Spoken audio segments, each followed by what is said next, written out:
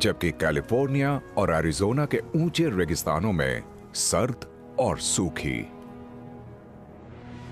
दक्षिण के धूप भरे इलाकों में नर्म और मध्यम। हर राज्य में दिन अब लंबे होने लगे हैं, पर सबसे ठंडे दिन तो अभी आने बाकी हैं।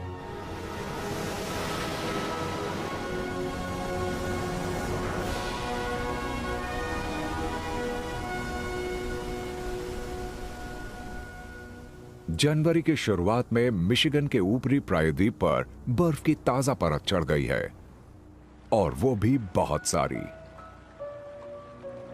इसे लेक इफेक्ट बर्फ कहते हैं।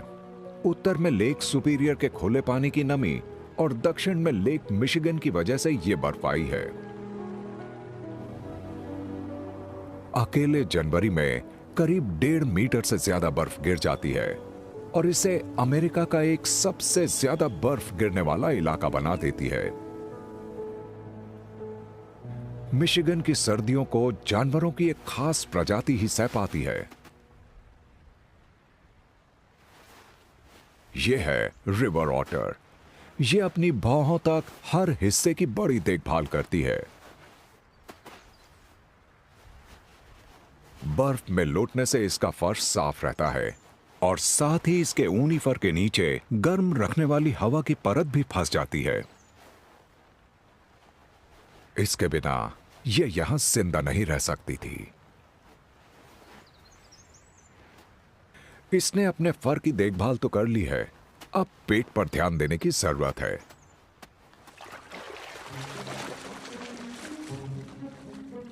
यह भूखी ऑटर सर्दियों में खुले पानी के इस दायरे में ही खाना खोजती है। नदी तेजी से जमी जा रही है, पर अब तक बहाव इतना तेज है कि बर्फ ठहर नहीं पाई है।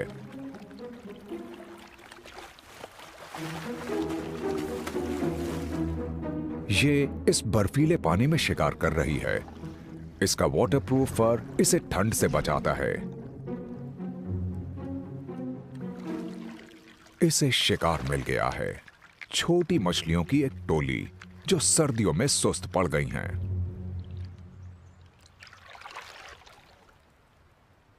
खाने के बीच ये सर्दियों से बचने की तैयारी भी करती है। ये बर्फ में कुछ छेद कर लेती है।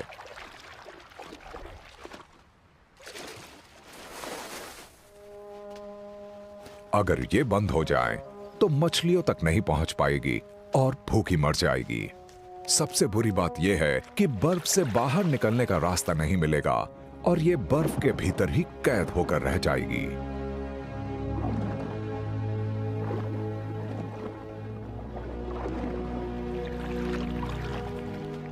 रिवर ऑटर कड़ी मेहनत और आवाजों के सहारे सर्दियों में खाना खोजती है।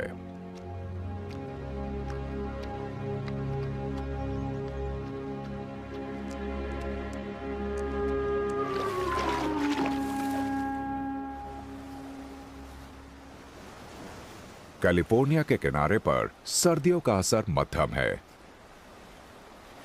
यहां पानी जमने का कोई खतरा नहीं रहता। यहां पानी 13 डिग्री सेल्सियस पर है और नॉर्दर्न एलिफेंट सील्स के लिए यह पानी में मौज का मौसम है। ये करीब 5000 किलोमीटर का सफर तय करके अलास्का से यहां आई हैं। कैलिफोर्निया का यह गुनगुना मौसम इन्हें सैन फ्रांसिस्को के दक्षिण में आनियो नुएवा स्ट्रेट रिजर्व में ले आता है। हर साल ये दिसंबर के महीने में यहां चली आती हैं, बच्चे पैदा करने, प्रजनन करने।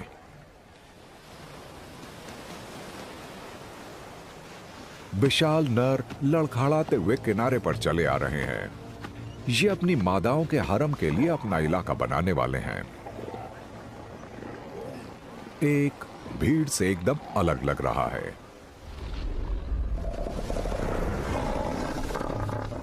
ये है बीच मास्टर।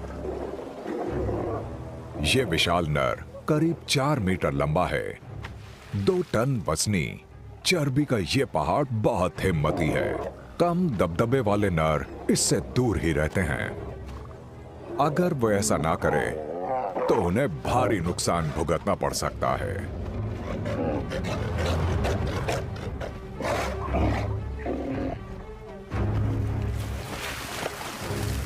ये इसके लिए लड़ रहे हैं। भारी भरकम गर्भवती मादा बच्चे पैदा करने आ रही है। बच्चे पैदा होने के बाद वो मिलन के लिए फिर से तैयार हो जाएगी।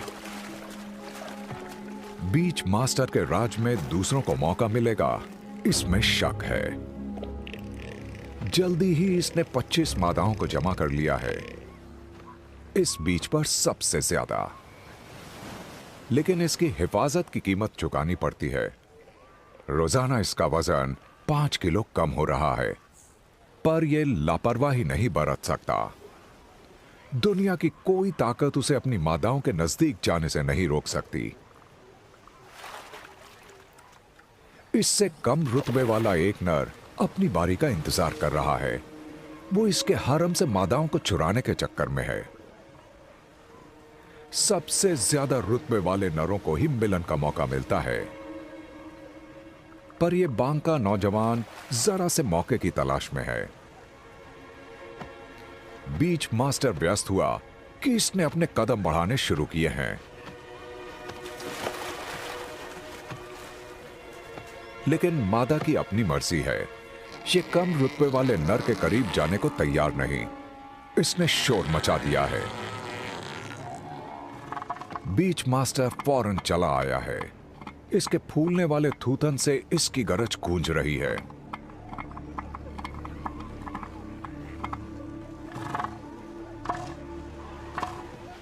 बांके नौजवान ने खतरा भांप लिया है। इससे पहले यह बीच मास्टर से भिड़ चुका है, इसलिए फिलहाल तो बिना किसी नुकसान के ये समंदर में वापस लौट गया है।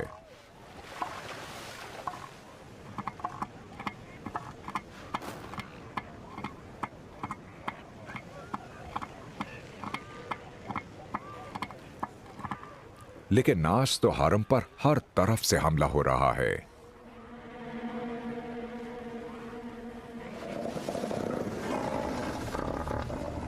ज्वार चढ़ रहा है और एक नर ने घुसपैठ शुरू कर दी है। और इस विशाल नर को डराकर भगाना आसान नहीं होगा।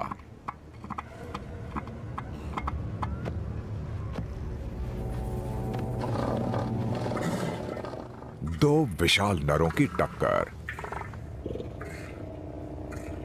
ये अलग अलग तरह की आवाजें निकालकर एक दूसरे को परख रहे हैं। ये घुसपैठिया पीछे हटने को तैयार नहीं है।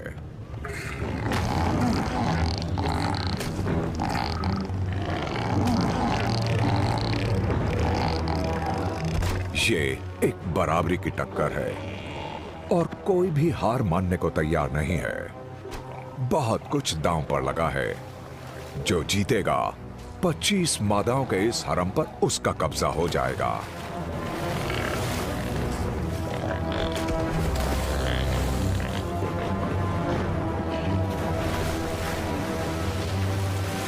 लहरों ने दोनों विशाल नरों को ढक दिया है।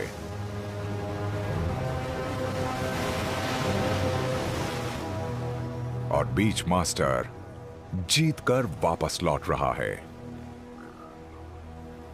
बेचारा दूसरा घायल नर वापस लौट गया है। गर्मी की तलाश में कैलिफोर्निया जा रहे जंगली जीवों के लिए समुद्र इकलौता रास्ता नहीं है। कुछ जीव आसमान के रास्ते जाते हैं। सेंट्रल कोस्ट पर पिज़्मो बीच एक सबसे छोटे लेकिन लंबा सफर तय करने वाले जीव का ठिकाना है। मोनार्क बटरफ्लाई यानी मोनार्क तितली। ये हजारों की तादाद में यहां आती हैं। कैलिफोर्निया अमेरिका में अकेली ऐसी जगह है जहां सर्दियों में मोनार्क तितलियां चली आती हैं।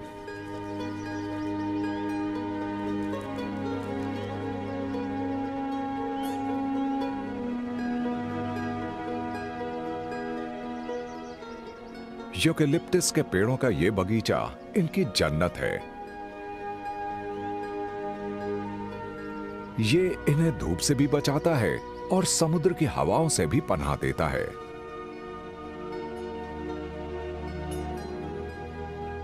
सिर्फ वेस्टर्न मोनाक तितलियां यहां आती हैं, जबकि रॉकीज के पूरब वाले इनके रिश्तेदार मेक्सिको जाते हैं। ये सिर्फ सर्दियों से बचने के लिए नहीं आई हैं, बल्कि ये अपनी अगली पीढ़ी को जन्म देने भी यहां आई हैं। मिलन का नाजुक नृत्य हवा में शुरू होता है। मादाओं के फेरोमोन से आकर्षित होकर नर उसे रोमांस की उड़ान के लिए बुलाता है। तितलियों का यह नृत्य तब तक चलता है जब तक मादा इतनी ना थक जाए कि वो चकराकर जमीन पर गिरने लगे। दोनों तरफ से आपस में जुड़ने के बाद नर सिर्फ अपने स्पर्म ही नहीं बल्कि पोषक पदार्थ भी भीतर डाल देता है ताकि मादा और उसके अंडों को पोषण मिलता रहे। इस तरह नर का करीब 1/3 वजन कम हो जाता है। सबसे बड़ी कुर्बानी यह है कि इसके बाद उसकी मौत हो जाती है। मादा जल्दी ही बाकी मादाओं के साथ कैलिफोर्निया से रवाना हो जाएगी और कभी वापस नहीं आएगी। इसके पड़पोते और उनकी भी अगली पीढ़ियां अगले पतझड़ में इसी बगीचे में वापस आएंगी। यानी तितलियों की ये रानी सर्दियों के अपने गुनगुने सिंहासन के लिए यहां आती रहेगी। लेकिन इस मौसम में साल के 5 महीने यहां बर्फ के पहाड़ बनते रहते हैं। इन बेरहम सर्दियों में भी इन पेड़ों के अलावा कुछ पक्षियों के लिए और कोई आसरा नहीं होता। जनवरी तक अमेरिका का करीब 70% हिस्सा बर्फ के शिकंजे में होता है। बर्फ झिलमिलाती रहती है, एक एक करके बर्फ की परत जमती जाती है। इसके अनूठे और खूबसूरत क्रिस्टल रोशनी के सारे रंगों को परे धकेल देते हैं और इस तरह बर्फ सफेद या बेरंग नजर आती है। फिलहाल उत्तर का इलाका बर्फ की चादर के नीचे सो रहा है। 20,000 साल पहले उत्तर अमेरिका के ज्यादातर इलाके में साल भर बर्फ जमी रहती थी। दरअसल यह आइस एज का समय था। लेकिन मध्य पश्चिम का एक अलग थलग इलाका ऐसा था जिसने बर्फ के कहर को चकमा दिया और दक्षिण की ओर खिसक गया। इसे ड्रिफ्टलेस एरिया कहते हैं। इसका यह नाम इसलिए है क्योंकि इसमें ग्लेशियल ड्रिफ्ट नहीं है, यानी बर्फ जब सिमटती है तो जो तलछट जमा हो जाता है वो यहां नहीं होता। यानी तितलियों की ये रानी सर्दियों के अपने गुनगुने सिंहासन के लिए यहां आती रहेगी। ठंडे पानी की नदियों का ऊबड़ खाबड़ इलाका और बलूत यानी ओक के जंगलों में वन्य जीवों की भरमार होती है, यहां तक कि सर्दियों में भी।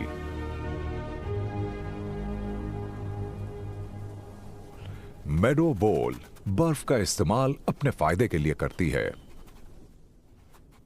ये सुरंगों के अपने जाल में पौधों की जड़ें और कीड़े तलाश करती है। बर्फ की चादर इसे बाहर की ठंड से बचाती है और भूखे शिकारियों से आमना सामना भी नहीं होता। लेकिन आज जंगल के पास कान आ गए हैं। ग्रेट हॉर्न आउल को वोल की तमाम हरकतों की आहट मिल रही है, वो भी 30 सेंटीमीटर बर्फ के नीचे। इसके बहुत ही तेज कान इसकी खोपड़ी पर थोड़ा सा ऊपर की तरफ होते हैं और इसकी वजह से यह आवाजों का सही सही पता लगा सकता है। यह अपना सिर तब तक हिलाता है जब तक कि दोनों कानों में आने वाली आवाज एक जैसी ना हो जाए।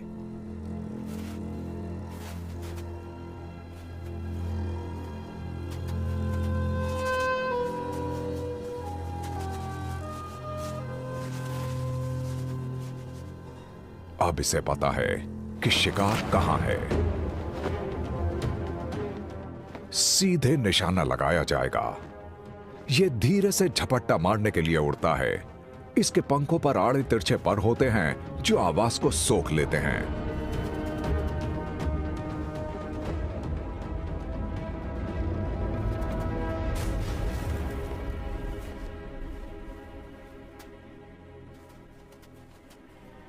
इस बार वोल बर्फ का फायदा उठाकर बच निकला है।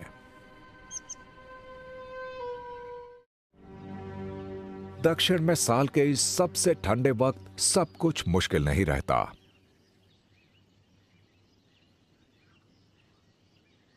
मध्य फ्लोरिडा के इस इलाके में गुनगुने मौसम में खाना आसानी से मिल जाता है, पर समय के साथ खाना घट रहा है।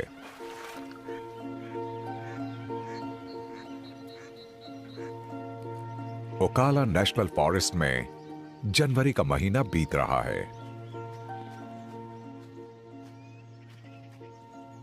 एक भूखा व्हाइट टेल डियर जंगल में निकला है। पतझड़ के बलूत यानी ओक के फल अब गायब हैं। वसंत में खिलने वाले पेड़ों के फल आने वाले कई महीनों तक नहीं मिलेंगे। ये ओक लावाहा नदी के किनारे घास चर रहे दूसरे हिरणों के पास आ गई है, लेकिन इस हिरण का ध्यान इस वक्त सिर्फ पेट भरने पर नहीं है। छोटे दिन आते ही मिलन का मौसम शुरू हो जाएगा। यहां मौजूद ज्यादातर हिरनियां अब मिलन के लिए तैयार हैं और इनके पीछे बहुत सारे नर चले आए हैं। नर मादाओं के लिए आपस में भिड़ जाते हैं। दूसरे राज्यों की तुलना में मिलन का वक्त फ्लोरिडा में अलग अलग होता है। साल भर यहां तापमान नरम रहता है, ऐसे में बच्चों को बड़ा करने का कोई खास मौसम नहीं होता।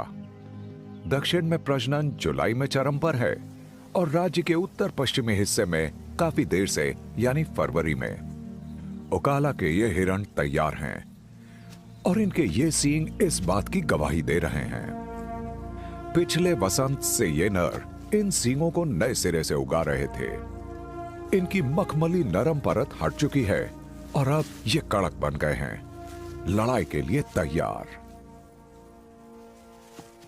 मिलन का जुनून इस झुंड में तहलका मचा देता है। सबसे बड़े नर इस वक्त दबाव में आ जाते हैं। एक मुखिया नर मादाओं के आसपास बना रहता है। ये इंतजार कर रहा है।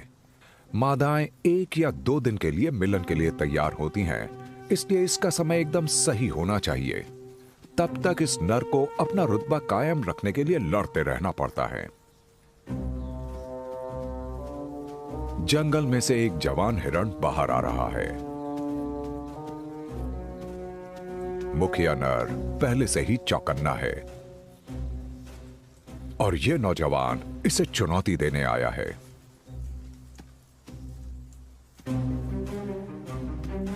नया हिरण धीरे धीरे मुखिया नर के करीब आ गया है और उसे घूर रहा है। ये वो प्रजाति है जो आंखें मिलाने से कतराती है। ऐसे में जवान हिरण ने बड़ा हिम्मत भरा कदम उठाया है। इसका मतलब है सीधे सीधे ललकारना। चुनौती स्वीकार कर ली गई है।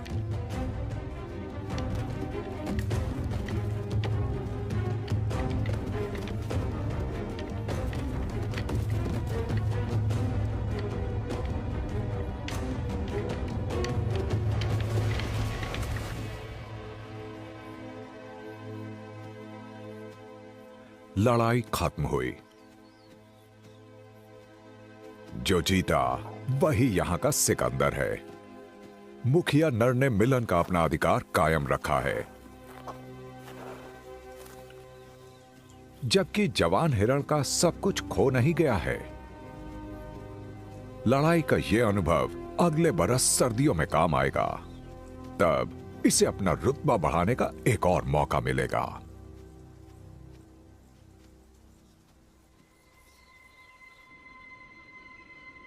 फरवरी तक फ्लोरिडा में तापमान चढ़ता चला जाता है। जमीन और समुद्र दोनों जगह। सर्दियों में मायामी के पास दक्षिण पूर्वी किनारे का पानी अमेरिकी महाद्वीप की इस पूरी तट रेखा पर सबसे ज्यादा गर्म होता है और इसलिए एक जीव हजारों की तादाद में यहां जमा हो जाता है। यह है ब्लैक टिप शार्क। जब उत्तर में पानी का तापमान 21 डिग्री सेल्सियस से कम हो जाता है, तो लंबी दूरी तक तैरने वाली ये शार्क कुछ महीनों के लिए दक्षिण में चली जाती हैं।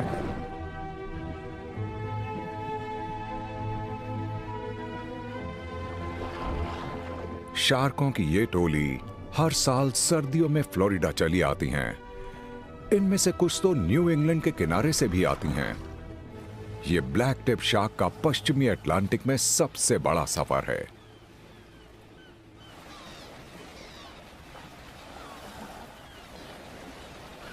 लेकिन जो पानी शार्कों के लिए अच्छा गर्म होता है, वो मैनिटी के लिए कुछ ज्यादा ही ठंडा होता है। ये सीधे सादे विशाल जीव 20 डिग्री से कम वाले पानी में ज्यादा देर तक नहीं रह सकते। ये जमीन के करीब चले जाते हैं। ये गर्मी की तलाश में फ्लोरिडा के कुदरती स्रोतों में आ जाते हैं। खाड़ी के इस किनारे पर इनका सबसे बड़ा ठिकाना है क्रिस्टल नदी, जहां ये हर साल सर्दियों में सैकड़ों की तादाद में जमा होते हैं। फ्लोरिडा के अटलांटिक कोस्ट में भी यही नजारा होता है, लेकिन यहां गर्म पानी के स्रोतों तक पहुंचने के लिए इन्हें थोड़ी ज्यादा मेहनत करनी पड़ती है। इस मादा ने समुद्र को कुछ ही दिनों पहले छोड़ा था। ये नदियों, झीलों और नहरों का सफर तय करके फ्लोरिडा राज्य के बीचों बीच अपने इस ठिकाने पर जा रही है। जमीन की तरफ ये 200 किलोमीटर से ज्यादा का सफर है, जिसमें ये गर्म पानी के इन स्रोतों तक पहुंचेगी, पर इसके पास और कोई रास्ता भी नहीं है। अगर ये समुद्र में ही रुकी रही तो इसे हाइपोथर्मिया हो जाएगा और इसकी मौत हो जाएगी। 500 किलो वजनी ये मादा कोई हल्की फुल्की तो है नहीं। हालांकि इसके बावजूद हैरत की बात यह है कि मैनिटी के शरीर में उतनी चर्बी नहीं होती जो इसे ठंड से बचाए।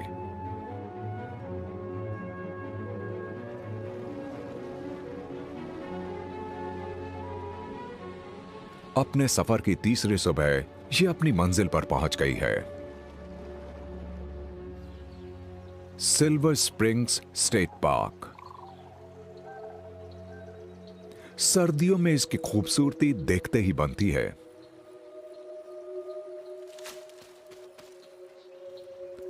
गर्म नदी का पानी भाप बनकर ऊपर उठता है। इस वक्त सुबह की ठंडी हवा चल रही है।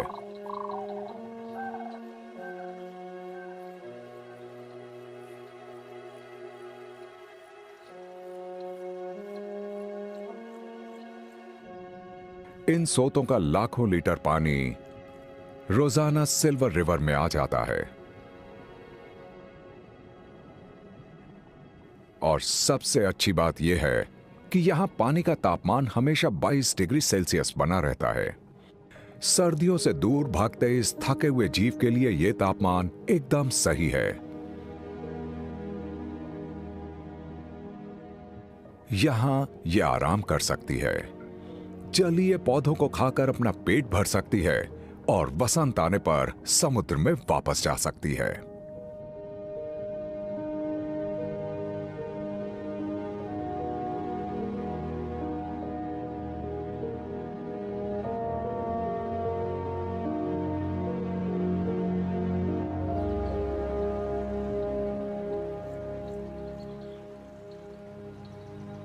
यहां तक कि फ्लोरिडा का गुनगुना मौसम भी उष्णकटिबंध यानी ट्रॉपिक की सर्दियों का मुकाबला नहीं कर सकता। अमेरिका के दूर दराज के पश्चिमी इलाके में पानी का तापमान अभी भी 24 डिग्री है। हुवाई के समुद्र का तापमान साल भर बस 3 डिग्री कम ज्यादा होता है। और इसलिए इस द्वीप पर आते हैं ढेर सारे मेहमान। इनमें से कुछ तो 40 टन वजनी भी होते हैं।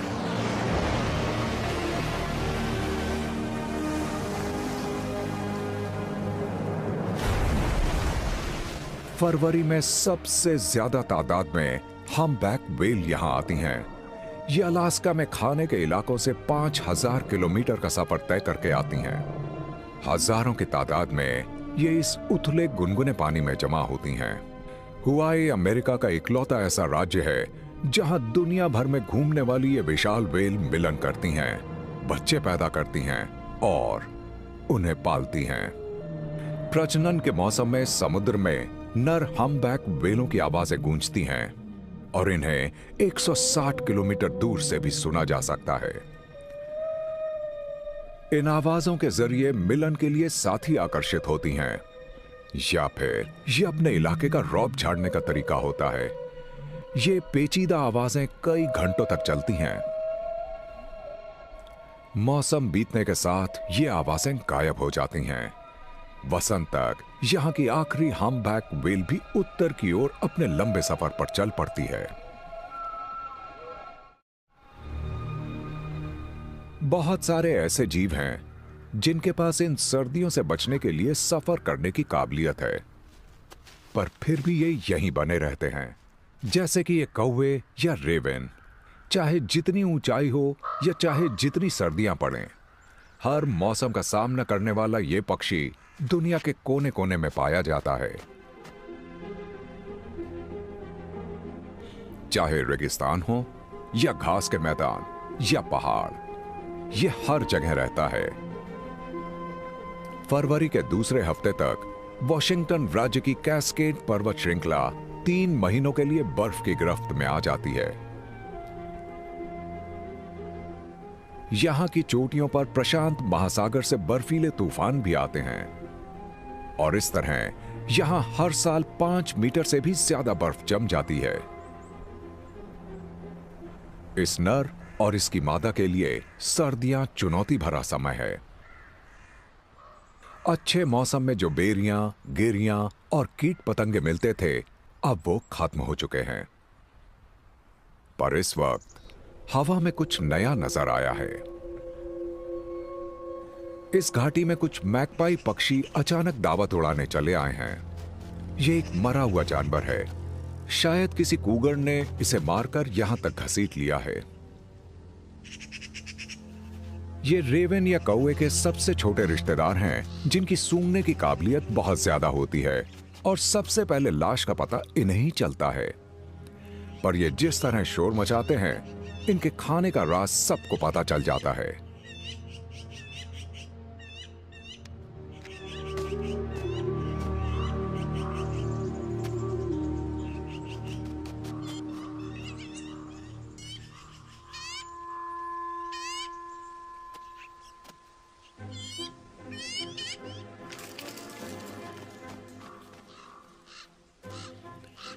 इन नए मेहमानों को कोई जल्दी नहीं है। रेवन या कौवे काफी होशियार होते हैं और लाश के पास जाने से थोड़ा डरते भी हैं। पहले वो पक्का करते हैं कि कोई खतरा तो नहीं है। मैकपाई को इतना सोचने की जरूरत नहीं पड़ती। ये रेवन की तुलना में ज्यादा फुर्तीले होते हैं, और अगर कोई कायोटी या ग्रेट हॉर्न आउल सामने आ गया तो तेजी से भाग सकते हैं। इस नर ने कुछ ज्यादा ही इंतजार किया है। अब तो मादा भी आ गई है।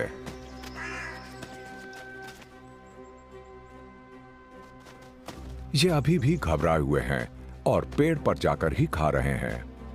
पर जब शिकार इतना बड़ा हो तो आराम से, तसल्ली से इसे खाया जा सकता है।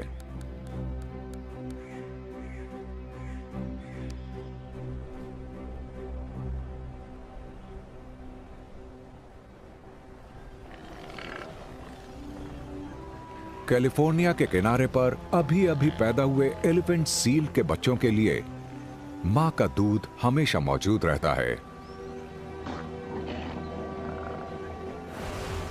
और ये कभी दूर तक नहीं जाते। ये बस्ती दिन ब दिन बढ़ रही है।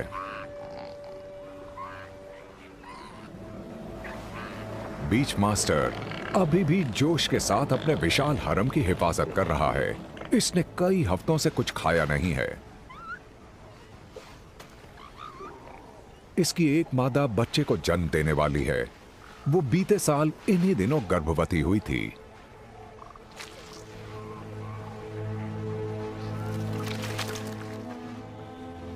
नर बच्चा पैदा हुआ है और काफी तंदुरुस्त है।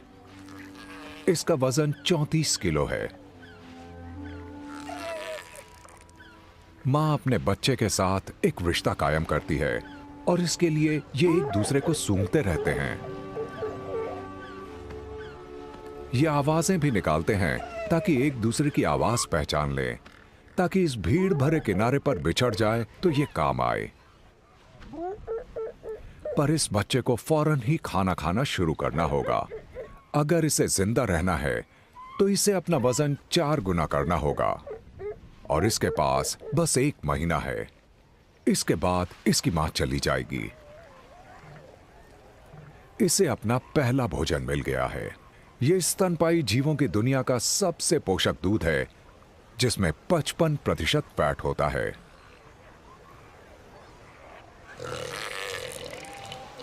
जब तक इसकी मां यहां है, इसे जितना ज्यादा हो सकेगा दूध पीना होगा। 1 महीने में यह खाने के लिए उत्तर के समुद्र में लौट जाएगी। इस बीच इसे अपना खाना खोजना भी सीखना पड़ेगा। लेकिन जाने से पहले मादा अपनी अगली पीढ़ी की तैयारी करेगी। मादाएं बच्चे पैदा करने के 24 दिन बाद मिलन के लिए तैयार हो जाती हैं। बीच मास्टर का धीरज अब जवाब देने लगा है।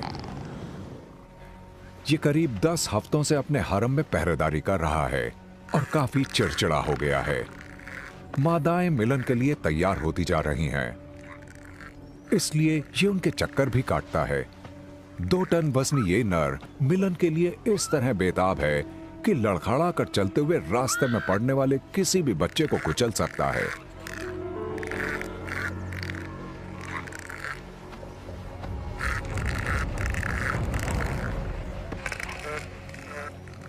अभी अभी पैदा हुए इस बच्चे को रास्ते से हटना पड़ेगा।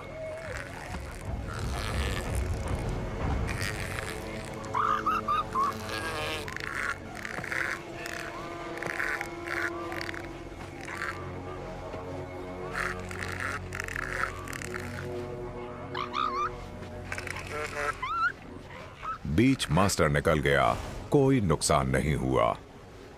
बच्चा सुरक्षित है।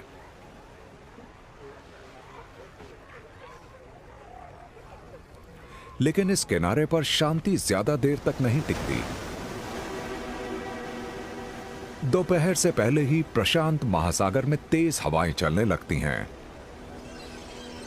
समुद्र में सर्दियों का तूफान शुरू हो रहा है, इसलिए ज्वार का पानी चढ़ रहा है।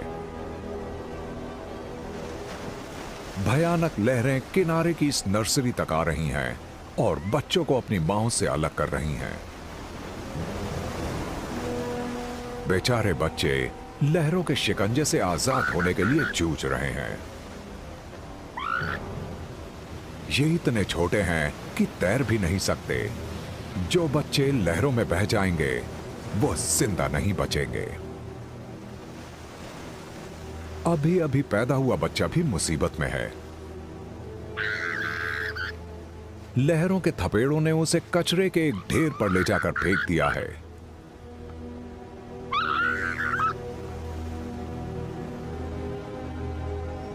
इसकी मां पास में ही है, पर वो कुछ कर नहीं पा रही है।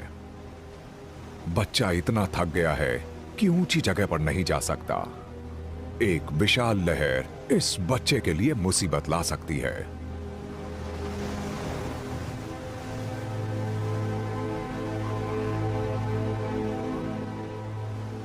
लहरों में एक और बच्चा किनारे पर आने के लिए जूझ रहा है।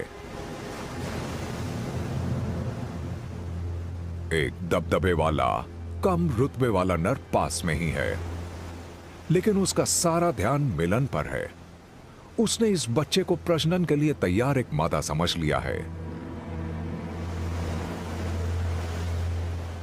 डूबते हुए इस बच्चे के लिए यह एक बड़ी मुसीबत है।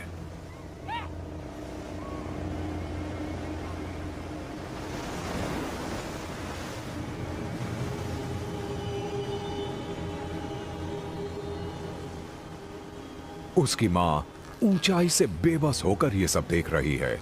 वो वहां नहीं जा सकती।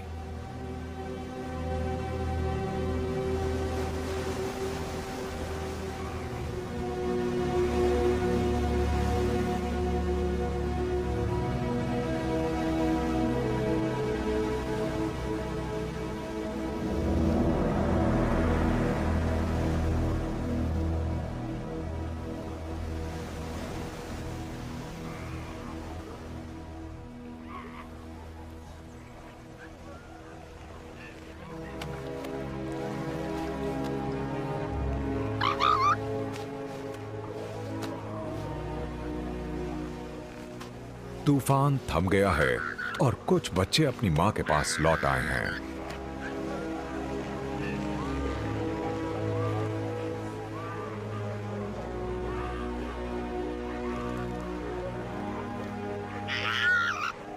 अभी अभी पैदा हुआ बच्चा खुशकिस्मत रहा है।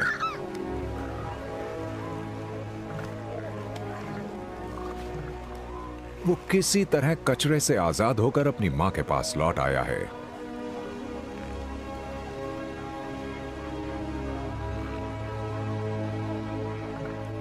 लेकिन मां बेटे का यह बंधन ज्यादा दिन नहीं चलेगा।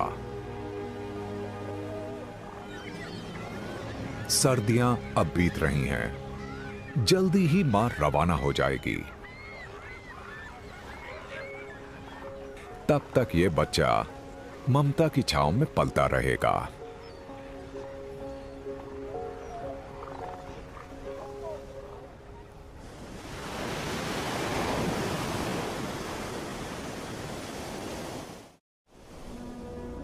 मार्च का महीना शुरू हुआ है, पर येलोस्टोन नेशनल पार्क में सर्दियों का कहर अब तक जारी है।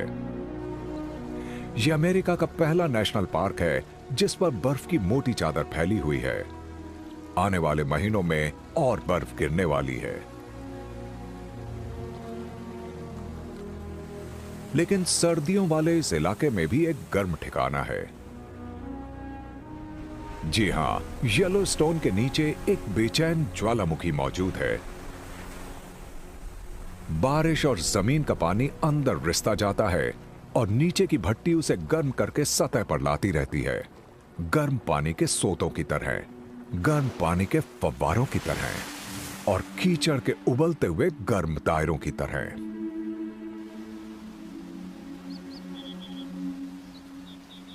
इस पार्क के दक्षिणी हिस्से में है क्रॉफिश क्रीक और गर्म पानी का एक सोता यहां के पानी को जमने नहीं देता।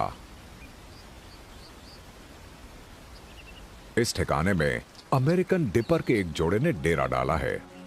यह उत्तर अमेरिका की इकलौती सॉन्ग बर्ड है। येलोस्टोन की कड़ी सर्दियों में यह खुला पानी इनके जिंदा रहने का जरिया है।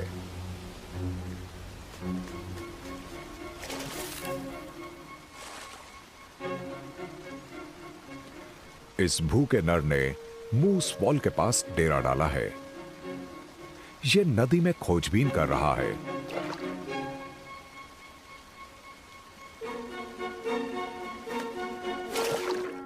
यह अपने पंखों के सहारे धारा को चीरता हुआ पानी में चला जाता है। इसकी पसंदीदा तकनीक है वेट प्लंज, यानी तब तक पानी में खोजबीन करो जब तक शिकार न मिल जाए।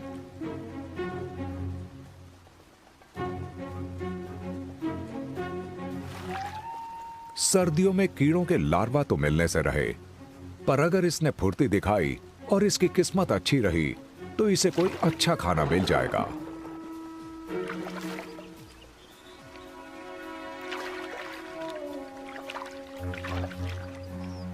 इस तरह पटकने से मछली बेहोश हो जाती है। इसके बाद यह इसे साबुत निगल लेता है।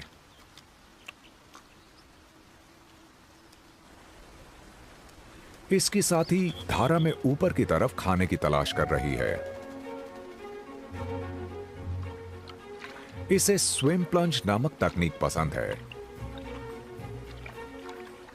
यह सतह पर तब तक तैरती रहती है जब तक कि शिकार नजर ना आ जाए। इसके मोटे, नरम और चिकने पर इसे ठंड से भी बचाते हैं और पानी को ठहरने नहीं देते। नर ने खाना खाते ही अपना गाना छेड़ दिया है। यह आवाज धारा के शोर में दूर तक सुनाई पड़ती है।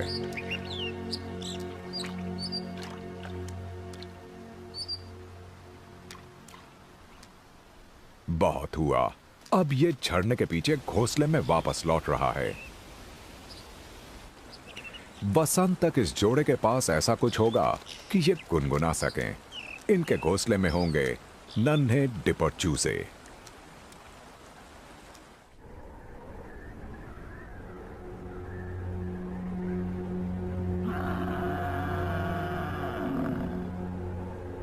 पार्क में और अंदर की तरफ मार्च के दूसरे हफ्ते में गिर रही बर्फ ने जंगली बाइसन की एक टोली को अटका दिया है। पर ये मजबूत हैं और सर्दियों से परेशान नहीं होते। इनकी मोटी ऊनी चमड़ी इन्हें सर्दियों के कहर से बचाती है और इनकी पाचन शक्ति धीमी पड़ जाती है ताकि ऊर्जा बचाई जा सके। इसके बावजूद सर्दियां हमेशा एक चुनौती होती हैं। भले ही ये बाइसन यहां प्राचीन काल से रह रहे हैं, तकरीबन 10% वयस्क बाइसन इस मौसम में खत्म हो जाते हैं।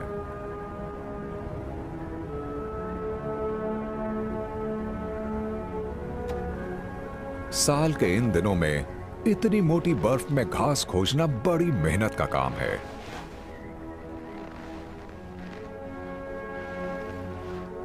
एक विशाल बाइसन मानो बर्फ में हल चला रहा है। यह अपनी गर्दन और कंधे की ताकतवर मांसपेशियों से ताकत लगा रहा है, पर कुछ खास मिला नहीं है। ज्यादातर हरियाली बर्फ की चादर के नीचे दब गई है। ऐसे में इस छोटे से झुंड को यहां से निकलना होगा। ये एक ऐसी जगह जा रहे हैं जिस पर भरोसा किया जा सकता है, पार्क का पश्चिमी सिरा।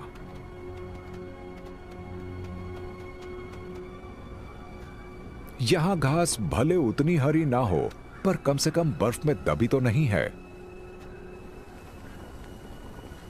यह येलोस्टोन का एक जियोथर्मल इलाका है। यहां गर्म पानी के सोते बर्फ नहीं जमने देते।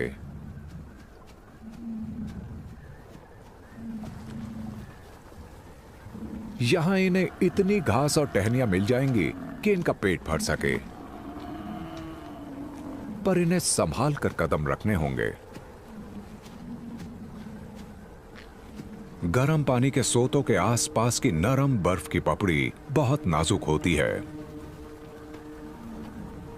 अगर ये बाइसन अचानक अंदर धंस गया तो जिंदा बचना मुश्किल हो जाएगा।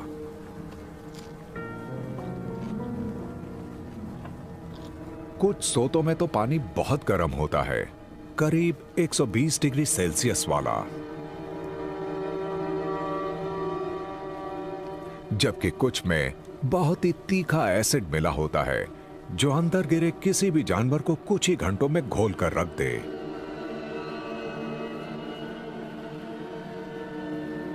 लेकिन खाना खोजने का यह सफर हमेशा इतना भयानक नहीं होता।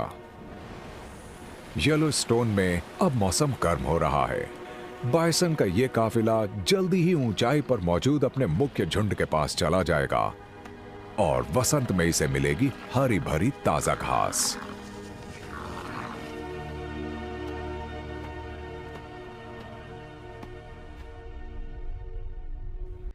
If you enjoyed the video, don't forget to like, subscribe, and comment.